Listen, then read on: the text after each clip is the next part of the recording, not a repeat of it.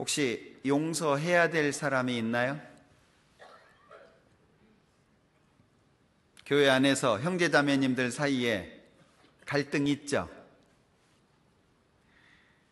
없는 척하고 앉아 계시지만 갈등이 없는 곳은 없습니다. 갈등도 있고 시기, 질투도 있고 있어요. 제가 처음 목회했을 때 기억나십니까? 간장파, 소금파? 제가 어떤 교회에서 목회할 때 경험했던 일이거든요. 어머니의 두 분이 머리 터지게 싸워요. 이 표현이 적당할지 모르겠어요. 한 분이 이제 주방에서 일을 하면서 이제 뭐가 필요해서 앞에 마트에 뭘 사러 갔어요. 시간이 오래돼 가지고 간장이 먼저인지 소금이 먼저인지 모르겠어요. 좌우지간에 이제 국을 끓이면서 여기 소금 넣어라. 그리고 이제 나간 거예요. 들어와 가지고 그냥 지나갔으면 괜찮은데 그걸 또 물어봤네. 소금 넣었지? 그 분위기가 이상하거든요. 이 간장을 넣은 거예요. 반대파가. 소금 넣어라 그랬는데 간장을 팍 부어버린 거예요.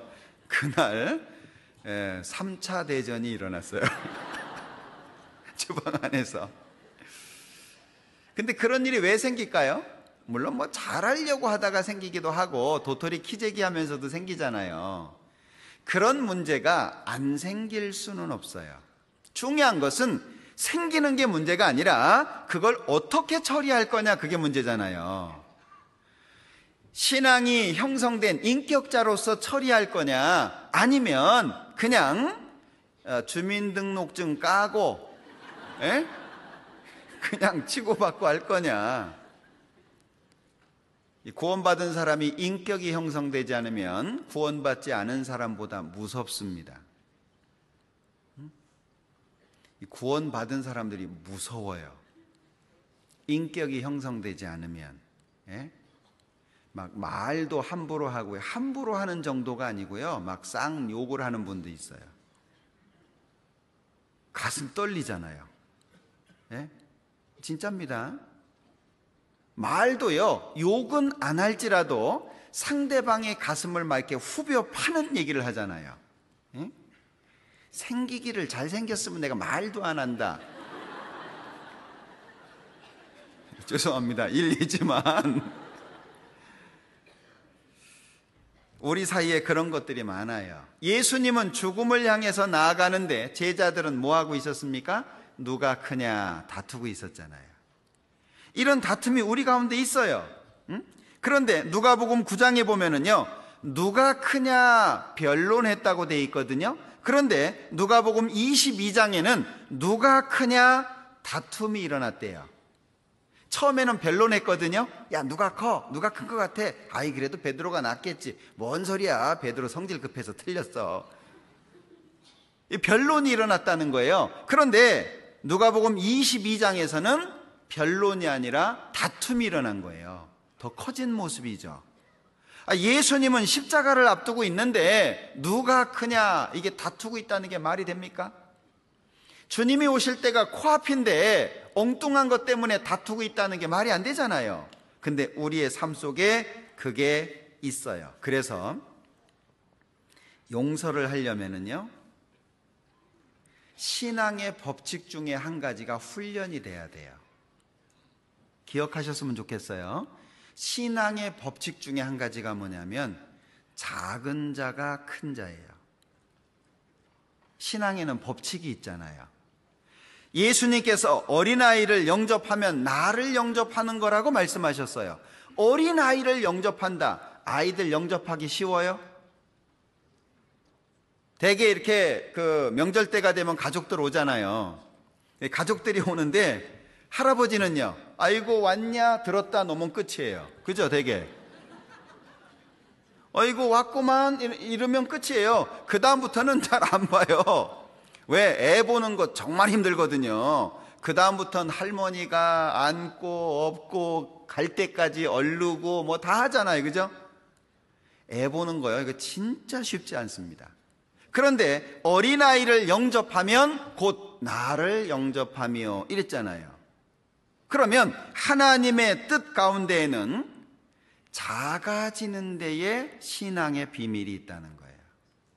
이 세상에서는요, 커지는 거예요, 커지는 거. 자, 누가복음 22장을 한번 볼게요. 27절입니다. 앉아서 먹는 자가 크냐, 섬기는 자가 크냐? 앉아 먹는 자가 아니냐? 그러나 나는 섬기는 자로 너희 중에 있노라. 자, 24절부터 누가 크냐 제자들이 다투니까요, 예수님이 말씀하시는 거예요. 자, 앉아서 먹는 사람이 크냐, 섬기는 자가 크냐? 당연히 앉아서 먹는 사람이 이 세상에서는 크잖아요. 그런데 뒤에 예수님이 뭐라고 말씀하십니까? 그러나 나는 섬기는 자로 너희 중에 있노라. 예수님보다 큰 분이 누가 있습니까? 예수님이 가장 크신 분이잖아요. 그분이 제자들 발을 닦아주셨어요. 가장 귀하신 분이, 가장 높으신 분이. 우리가 주 예수 그리스도 이렇게 나열된 단어들을 보잖아요. 헬라어에서는 나열되면 동급입니다. 이렇게 쭉 나열되어 있으면 같은 위치를 말하는 거예요. 주라고 하는 단어가, 우리나라는 주인 주자를 쓰지만 사실 주인 주자로 설명이 안 되는 단어가 주예요. 주라고 하는 단어는 LORD, 로드라고 표현하고 있지만 그 단어는 존재하는 모든 것 가운데에서 가장 높은 위치, 그게 주예요. 모든 것 가운데 가장 높이 있는, 그걸 주라고 합니다. 주 예수 그리스도. 예수님은 하나님의 아들이죠. 우주 만물을 창조하신 그 하나님, 그 하나님이 계신 위치, 그게 주예요, 주. 근데 그분이 제자들의 발을 닦아주셨어요. 그리고 그분이 지금 말씀하고 있는 거예요. 나는 섬기는 자로 너희 중에 있다. 뭘 말씀한 겁니까? 예수님께서 본을 보여주신 거잖아요. 그 본을 잘 따라간 사람이 바울 사도죠. 고린도전서 15장에 보면 나는 사도 중에 지극히 작은 자다라고 표현하죠. 에베소서 3장에 보면 성도 중에 지극히 작은 자보다 더 작은 나라고 자기를 소개합니다. 시간이 조금 지났어요. 더 작아졌죠? 그리고 디모데전서에 보면 1장에 보면 죽음을 앞두고 나는 죄인 중에 괴수라고 말하잖아요. 계속 작아지고 있죠. 신앙의 법칙, 신앙의 비결은 구원받은 연수가 늘어나면서 오히려 작아지는 거예요. 나중에 없어지는 거예요. 난 아무것도 아니에요. 오직 주님이에요. 그게 갈라디아서 2장 20절이잖아요. 오직 내 안에 주만 계신 거예요. 나를 사랑하사 자기 몸을 버리신 하나님의 아들을 믿는 믿음, 나는 없는 거예요. 그리스도와 함께 십자가에 못 박혀 죽은 거예요. 난 없어요. 그럼 나는 없어지고 누구만 있냐? 주님만 있는 거예요. 주님만. 그러니까 나라고 하는 존재가 작아지다가 없어지는 게 신앙이라는 거예요. 근데 잘못하면 구원받은 연수가 늘어갈수록 커지잖아요. 그래서 우스운 예화도 나왔잖아요. 그죠? 장로님 천국 가니까 셀프라고 성질났대잖아요. 그 얘기 들으시죠? 다른 사람들은 다 이렇게 서빙 해주는데 자기는 안 갖다 주는 거예요. 왜 나는 안 갖다 주냐? 장로님은 셀프입니다. 왜 나는 셀프요? 아이, 장로님은 세상에 계실 때 대접 많이 받았잖아요. 그러니까 여기선 셀프예요. 장로님이 이래 보니까 목사님이 안 보이거든요. 우리 담임 목사님 어디 가셨대? 배달 나가셨어요.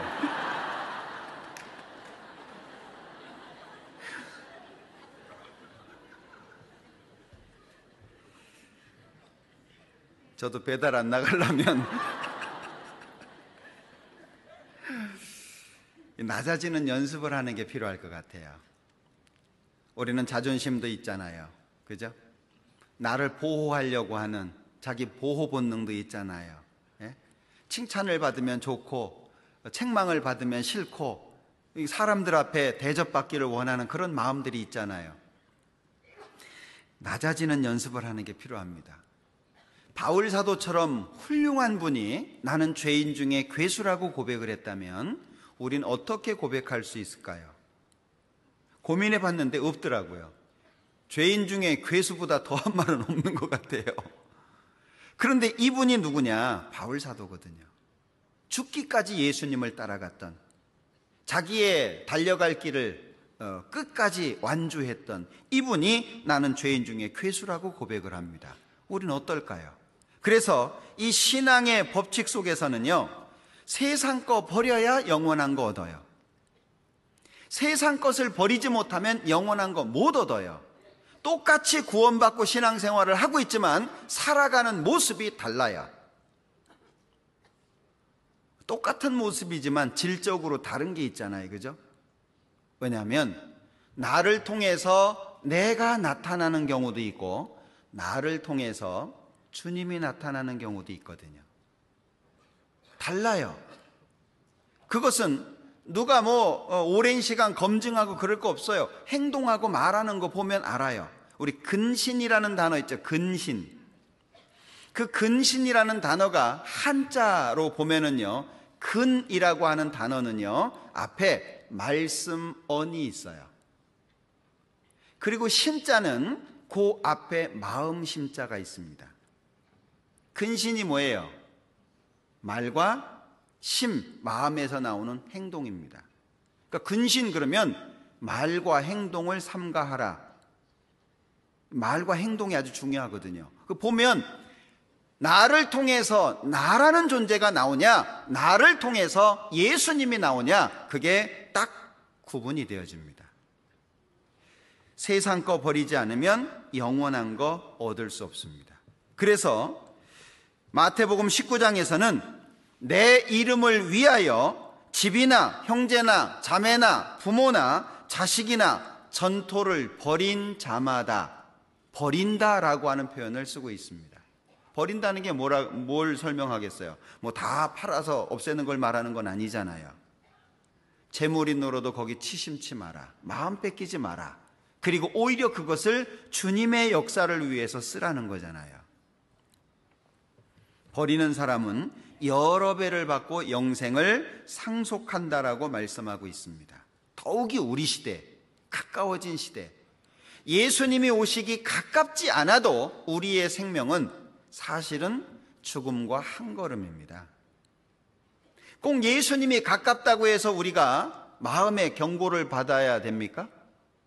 예수님이 10년, 20년, 아니 내가 죽은 다음에 오신다고 해도 사실 나는 경고를 받아야 돼요. 왜요? 나와 죽음은 한 걸음입니다. 언제 죽을지 알아요. 어떻게 죽을지 우리는 모릅니다. 죽음에는 순서가 없다고 이야기하잖아요.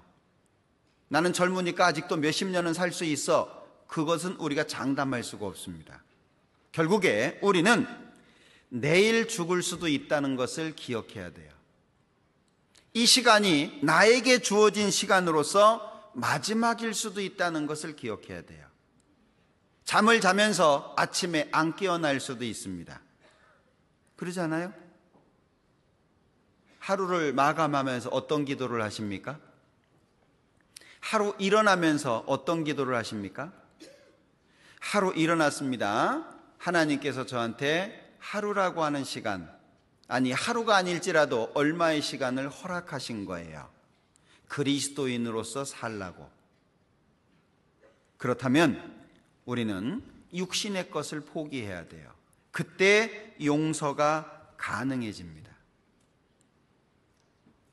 그물을 버려두고 따라간 것처럼, 배와 부친을 버려두고 따라간 것처럼 우리는 세상의 것에 포기라고 하는 단어를 사용해야 돼요. 나 자신에게조차, 내 자존심조차. 주님을 위해서라면 나라고 하는 존재는 아무것도 아닌 거예요. 그때 용서라고 하는 것은 자연스러워집니다.